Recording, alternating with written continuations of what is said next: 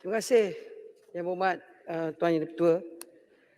Saya ingin mengucapkan terima kasih kerana diberikan peluang dan ruang untuk turut serta mengambil bahagian di dalam perbahasan menjunjung kasih kita Sri Paduka Baginda Yang Pertuan Agong yang berlaku pada 13 September 2021. Saya juga ucap terima kasih pada pengurusi backbenchers yang baru, Yang Berhormat Pasir Salak kerana memberikan saya peluang mewakili sebagai pembahas yang pertama pada hari ini. Saya sebenarnya nak hanya menyentuh dua perkara saja. Pertama sekali berkenaan dengan angka 114 yang telah disebut oleh, yang telah dititah oleh yang di Pertuan Agong, di mana Yang Amat Berhormat Bera diberikan perabsahan sebagai Yang Amat Berhormat Perdana Menteri. Perkara 40 bracket 2 bracket A dan 43 bracket 2 bracket A dengan selaras pelantikan oleh Yang di-Pertuan Agong. Dan ini berlaku suka tidak suka tentang wujudnya kekhilafan yang menimbulkan terkilan dan duka citanya Istana Negara kerana ordinan darurat tidak dibahas dan dibatalkan di Dewan Yang Mulia ini. Walaupun proklamasi darurat tamat pada 1 Ogos 2021. Ini satu sejarah hitam yang perlu kita sebagai wakil rakyat menyedari bahawa kuasa yang ada pada kita tidak boleh dikotak-katikkan. Apa yang harus kita belajar juga daripada insiden ini ialah sebagai ahli parlimen yang berpegang kepada prinsip raja berperlembagaan dan demokrasi berparlimen, kita terikat kepada perlembagaan tidak kisah mana kita duduk. Kita tidak boleh buat sesuka hati kita hanya kerana kita ada kuasa, kerana kuasa kita adalah sementara. Dari rakyat kita dipilih dan kepada rakyat kita akan dinilai. Kerana kuasa kita adalah sebenarnya kuasa rakyat, Tuan Yang Di-Pertua. Rakyat telah mewakilkan kuasa kepada kita. Itu sebabnya orang barat berkata rumah ini disebut dengan izin The August House. Bukan hanya rumah bulan Ogos, tetapi rumah yang menyentuh kepada konsep Temple of Democracy. Maknanya ini adalah rumah kita. Kita adalah tuan rumah kepada parlimen pada hari ini. Mengikut perlembagaan. Itu sebabnya saya mengalu-alukan niat dan tindakan kerajaan hari ini di bawah kepimpinan Yang Amat Berhormat Perdana Menteri ke-9 yang mewujudkan MOU, persefahaman transformasi dan kestabilan politik 2021 antara kerajaan dan pihak pembangkang, iaitu melalui Blok Pakatan Harapan sebagai langkah bentuk kerjasama dui partisan menjulang semangat keluarga Malaysia selaras dengan titah Yang di-Pertuan Agong ke arah mencapai matlamat Malaysia makmur, inklusif dan mampan. Titah Yang di-Pertuan Agong untuk demokrasi bermusyawarah dalam mencari penyelesaian kepada apa juga permasalahan. Maka Yang di-Pertuan Agong mengalu-alukan keterbukaan kerajaan dengan memberi peluang kepada semua ahli-ahli parlimen untuk terlibat dalam tadbir urus negara. Kerjasama ini bakal bentuk landscape politik baru dalam membawa perubahan dalam sistem pentadbiran negara. Titah Yang di-Pertuan Agong juga menyatakan penekanannya yang menang tidak menang semua dan yang kalah tidak kalah semua. Maka 44 daripada ahli parlimen yang tidak memegang jawatan di blok kerajaan, 105 daripada blok pembangkang akan diharap dapat memainkan peranan untuk negara atas semangat perpaduan, kesepakatan, kebersamaan keluarga Malaysia dan bukan keluarga 69. Oleh itu saya bagi pihak geng 44 yang di-Pertua, geng tak ada jawatan di belakang ni, ingin memberi sedikit pandangan, cadangan, teguran kepada kerajaan dengan harapan menerima dengan hati dan tangan yang terbuka. Janganlah mulut kata ya tapi hati kata lain. Pertama saya nak sentuh tentang transformasi pentadbiran. Payung transformasi pentadbiran sudah tentu Akta Anti Lompat Parti. Sebenarnya Yang Berhormat Tuan Yang Di-Pertua, saya telah memasukkan rang undang-undang peribadi, Private Members Bill, iaitu yang dipanggil pemecatan ahli parlimen 2021. Transformasi pentadbiran yang dicadangkan oleh kerajaan dengan wujudnya rang undang-undang Akta Lompat Parti wajib dan wajar dilakukan secepat mungkin. Bukannya apa? Sebab kalau katak tu nak lompat, dia tak ikut masa Tuan Yang Di-Pertua. Siang, pagi, malam, petang. Itu sebabnya saya nak bagi sedikit pantun pada semua katak-katak yang lompat.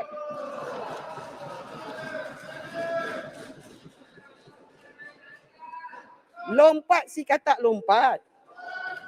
Lompat di dalam perigi. Lompat jangan tak lompat. Nanti tak sempat menjadi. Itu sebabnya Tuan Yang Di-Pertua atas konsep demokrasi. Boleh. Kita kena wujudkan Akta Lompat Parti. Pengerang boleh. Abang Mat, tunggu sekejap Abang Mat. 9 minit. Kejap je saya bagi balik. Tetapi lompat, Akta Lompat Parti ni bahaya dia satu saja. Dia lompat apa pun sebab, kerana dipecat, kerana digabungkan, kerana yalah bila dah tak suka dia pergilah. Mewujudkan satu mekanisme melalui rang undang-undang ini, pemecatan ahli parlimen, supaya senarionya lebih terbuka dan diberikan kuasa kepada rakyat untuk menentukan sama ada nak ganti ke tak ganti kepada yang lompat itu. Sebab kita mesti menerima Tuan Yang Di-Pertua, tak semestinya yang lompat itu lompat kerana dia nak lompat. Kadang-kadang dia dipaksa lompat kerana dia telah dipecat. Jadi cadangan saya dengan rang undang-undang ini macam orang bercerai lah. Saya dulu Tuan Yang Di-Pertua jadi peguam syariah 20 tahun. Abang Mat, peguam syariah Abang Mat. Yang Berhormat, boleh saya mencelah? Kejap dulu, kejap. Boleh saya mencelah Yang Berhormat? Kejap. Saya ini penting. Kejap. Peraturan kata saya kena bagi kebenaran. Kejap Abang Mat. Saya nak cakap, biar saya habis. Maknanya, itu sebab dalam Islam, bila cerai, dia kena ada masa edah lepas gugur talak. 3 bulan. Dia kena relax je, dia kena fikir. Nak cerai tak nak cerai, nak sambung tak nak sambung. Itu sebenarnya. Jadi apa yang saya cadangkan di sini, rang undang-undang pemecatan ahli parlimen, biarlah referendum dibuat kepada rakyat untuk tentukan wakil rakyat yang lompat itu diganti ataupun tidak. Itu saja. Jadi saya minta tolonglah kepada Yang Berhormat dan Menteri, Yang Berhormat abang saya, Menteri Undang-Undang yang baru, Yang Berhormat Santubong, untuk berikan laluan fast track kepada rang undang-undang saya untuk didebatkan dan diambil alih oleh kerajaan sebagai asas kepada Akta Anti Lompat Parti dan pemecatan ahli parlimen 2021 digabungkan untuk mewujudkan parlimen yang lebih berwibawa dan merangkumi. Silakan Yang Berhormat Abang Mat dan Yang Berhormat Buford. Silakan. Seminit je Yang Berhormat. Nampak Abang Mat. pengerang bila jadi ahli parlimen biasa ni cemerlang sekali. Saya nak tanya satu, individu lompat. Macam mana parti lompat? Misalnya bersatu bersama dengan PH, lompat belah sana dan wujudnya pejuang. Kami dulu bersama Pakatan Rakyat, PAS, PKR, DAP. PAS bercerai dengan DAP dan Keadilan. Kalau parti lompat, bagaimana keadaan begitu? Adakah kita lompat bersama ataupun kita pilih keadaan yang macam mana? Ini minta pakar undang-undang tolong jelaskan. Okey, Yang Berhormat. Bagaimana pula dengan mereka yang nak juga melompat tapi ada sebab-sebab tertentu tak jadi melompat? Bagaimana pula dengan mereka yang mengatakan, Kak pergilah Kak, ini penting kakak kena pergi bersama-sama masuk dalam bersatu. Bagaimana tu? Terima kasih. Itu sebab dalam Islam bila bercerai itu tak boleh ikut hati. Tukang cocok ramai. Tukang kipas lagi ramai. Maknalah maksud saya ialah banyak sebab alasan orang YB lompat. tukang cocok lah juga tu kan. Saya minta maaf Yang Berhormat, cocok-cocok ni saya tak faham Maknanya Yang Berhormat, saya jawab pada soalan Abang Mat. Sebenarnya mekanisme yang saya cadangkan ialah merujuk kepada elemen parti yang pergi sebagai gabungan. Masalah kita yang paling penting ialah untuk Yang Berhormat fahami ialah mekanisme mesti ada sebab tak semesti yang pergi itu atas alasan hanya kerana lompat. Kemungkinan dipecat atau mungkin yang berlaku kerana kerajaan gabungan. Tetapi yang kita nak wujudkan ialah satu sistem yang mana dia tidak boleh hanya lompat sesuka hati bila-bila masa. Adanya mekanisme, dan mekanisme yang paling penting dan paling wajar ialah mana rakyat menjadi penentu kepada pengganti. Sebab saya percaya tak semua yang bertanding mungkin dalam PRU ke-15 ini akan menjadi mereka yang mewakili parti politik. Kemungkinan akan mewakili sebagai calon bebas sebagai contoh. Takkan bila dia gabung lepas menang, kursi itu terus digugurkan talak. Dia kenalah diberikan edah kepada yang mengundi. Kemungkinan dia masuk pada kerajaan yang disokong oleh pengundi. Jadi kita memberi kuasa kepada pihak Suruhanjaya Pilihan Raya untuk membuat referendum melalui petition daripada rakyat tersebut sama ada yang telah lompat, kerusi itu terus gugurkan, diadakan pilihan raya kecil atau kita kekalkan mereka yang telah lompat. Lompatan ini tertakluk kepada sebab masing-masing, tetapi yang lebih penting ialah mewujudkan mekanisme supaya lompatan itu tidak hanya dia lompat dan terus hilang kerusi dan kemudian bukan saja menyusahkan rakyat tetapi juga menyusahkan kos kepada pihak SPR. Dalam bab ni saya nak sebut satu je perkara. Bila orang bertanding, dia bukan hanya bertanding seorang diri. Kalau dia mewakili parti, kos parti itu lebih tinggi pada kos untuk pilihan raya. Persediaan, nama-nama calon, nama-nama jentera, bukan saja itu termaksud juga data-data yang telah mereka gunakan untuk pilihan raya. Jadi ini tidak berlaku adil, bukan saja kepada parti, tetapi yang lebih penting tidak berlaku adil kepada rakyat. Akhir sekali saya nak tekan dalam bab ini, perkataan yang paling penting ialah kita mesti menekankan bahawa kalau mungkin ke pada masa depan pilihan raya kita mungkin pilihan raya kepada blok parti dan bukan individu. Terpulanglah pada kerajaan dan saya rasa MOU yang ditandatangani ini ialah platform yang terbaik untuk kerajaan mewujudkan pendekatan yang baru untuk pilihan raya pada PRU yang ke-15 akan Gerang datang. merebut nak mencelaskan.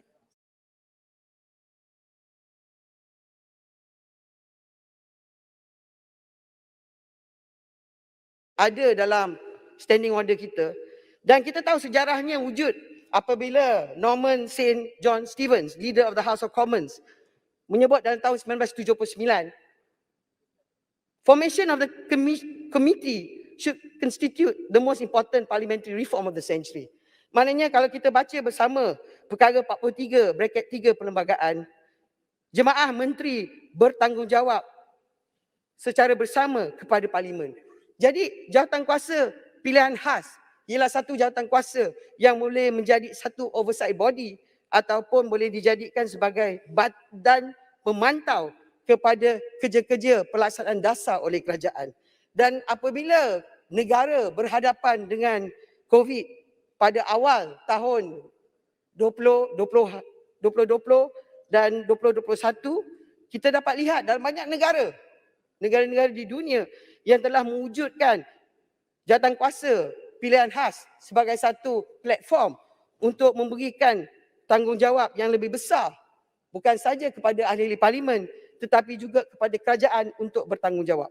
Kita tidak boleh lari bahawa perlu diberikan jawatan kuasa pilihan khas ini tidak dilihat sebagai satu platform yang amat kecil tetapi sesuatu yang boleh mewujudkan democratic governance, transparency dan accountability yang boleh dengan izin, yang boleh dilihat sebagai indikator utama kepada perjalanan mesyuarat. Saya nak menekankan di sini bahawa kerajaan mampu membuat pindaan di bawah peraturan mesyuarat. Bukan saja dalam mewujudkan pendekatan-pendekatan yang memang boleh bersedia berhadapan dengan COVID, tetapi yang lebih penting saya nak tekan di sini bahawa saya mintalah menteri dan timbalan menteri, bila jawatan kuasa pilihan panggil, janganlah tak datang. Janganlah pandang jawatan kuasa pilihan ini sebagai kecil anak. Ikut perlembagaan, kabinet bertanggungjawab juga kepada parlimen dan juga jawatan kuasa kecil. Masalah kita di sini kadang-kadang bila kita berjawatan, kita ingat orang kena ikut cakap kita. Wahai kita lupa bahawa jawatan yang kita pegang itu sebenarnya amanah yang diberikan oleh rakyat. Akhir sekali sebelum saya minta tambahan Yang Mohd Speaker. Kalaupun saya ganti nanti 2.5 saya tambah sikit. Saya nak tekan pada satu perkara yang agak sensitif, saya minta maaf Yang Mohd Speaker. Ni Jabatan Peguam Negara ni, saya nak kena cakap. Peguam Negara dan pendakwa raya tak boleh orang yang sama. Kena tukar. Peguam Negara, penasihat kerajaan, penasihat Perdana Menteri, Peguam Negara boleh diberikan kepada Menteri Undang-Undang. Pendakwa raya tidak boleh dilantik oleh Perdana Menteri. Pendakwa raya mesti dilantik macam kita melantik hakim. Satu jawatan kuasa khas. Tak boleh dipecat. Dan juga seorang individu yang mempunyai kebebasan untuk bekerja sebagai pendakwa raya. Maknanya di sini kita pisahkan pendakwa raya dengan peguam negara dan kemudian kita wujudkan satu Suruhanjaya Perkhidmatan yang khas. Dan saya nak mencadangkan pada kerajaan, kalau Menteri Undang-Undang boleh respon, bahawa kita pernah mempunyai seorang Menteri Kabinet yang juga peguam negara, iaitu arwah Tan Sri Kadir dan Tan Sri Hamzah. Jadi sekurang-kurangnya peguam negara boleh datang ke Dewan dan menjawab kepada semua soalan-soalan undang-undang. Dan tak payahlah menteri menunggu masa dan semua memberi kepada jawapan-jawapan secara bertulis yang kadang-kadang lengkap dan tidak lengkap. Saya bercadangan ini adalah cadangan yang teguran supaya kita menerima hakikat bahawa kuasa mendakwa ialah kuasa yang begitu besar. Dan kita tidak mahu peguam negara kita dilihat sebagai mempunyai persepsi tekanan politik. Kita nak peguam negara dalam negara kita, peguam negara yang begitu bebas. Tetapi pendakwa raya memang pendakwa raya. Peguam negara, peguam negara. Itu sebabnya akhir sekali sebelum saya duduk saya Boleh minta saya mencela dan tanya pengarah? Siapa Masa dah yang nak tamat cakap? dah. Masa tamat tu. Sorry. Siapa? Oh, Just saya tak Bukit Belugu. nampak. Silakan. Boleh yang Mohd Speaker? Seminit boleh tak? Seminit. Ajis, Seminit another mencelah, minute. seminit menjawab. sedikit saja. Terima kasih pengarang. Saya nak tanya berkenaan dengan isu peguam negara. Baru-baru ini kita dapat satu penghakiman dari Mahkamah Persekutuan di mana dinyatakan bahawa peguam negara juga boleh disaman ataupun diambil tindakan undang-undang sama ada beliau membawa ataupun initiate prosecution secara tidak secara abuse, whether there's an abuse. Now, bukankah ini merupakan satu action daripada mahkamah sendiri yang mengiktirafkan bahawa peguam negara tersebut boleh juga melakukan abuse of power? Dan oleh yang demikian, bukankah apa yang dicadangkan oleh pengerang tadi bahawa peguam negara menjadi accountable ke parlimen itu adalah amat penting? Apakah pandangan pengerang berkenaan isu ini? Terima kasih. Sekarang tolong Mohd tamatkan ya. Bukit Belugu, saya amat setuju sebab itu yang saya kata, kalau Menteri Undang-Undang boleh menjadi peguam negara, jadi Menteri Undang-Undang mungkin dilihat sebagai aspek politik dan dia mungkin diletak dalam persepsi thought of misfeasance sebagai contoh, Undang-Undang Sivil atas apa-apa nasihat yang diberi yang salah, itu boleh berlaku. Tetapi disebabkan pendakwa raya dalam banyak negara mempunyai immunity yang diberi memang tidak 100%, tetapi immunity adalah kepada keputusan untuk mendakwa. Tetapi kita tidak mahu satu keadaan konflik di mana seorang pendakwa raya, satu peguam negara, dia menasihati kerajaan, Perdana Menteri, Duli Yang Maha Mulia Sri Paduka Baginda Pertuan Agong, kemudian dia menasihati Majlis Raja-Raja, semuanya orang yang sama. Jadi saya nak mencadangkan pada kerajaan kalau boleh pecah-pecahlah kepada individu-individu tertentu supaya justice not only to be seen but to be seen to be done. Dengan itu pengerang menyokong pada titah Yang di-Pertuan Agong. Wabillahi taufiq wal hidayah. Wassalamualaikum warahmatullahi wabarakatuh. Salam. Terima kasih Wabil Pengarang.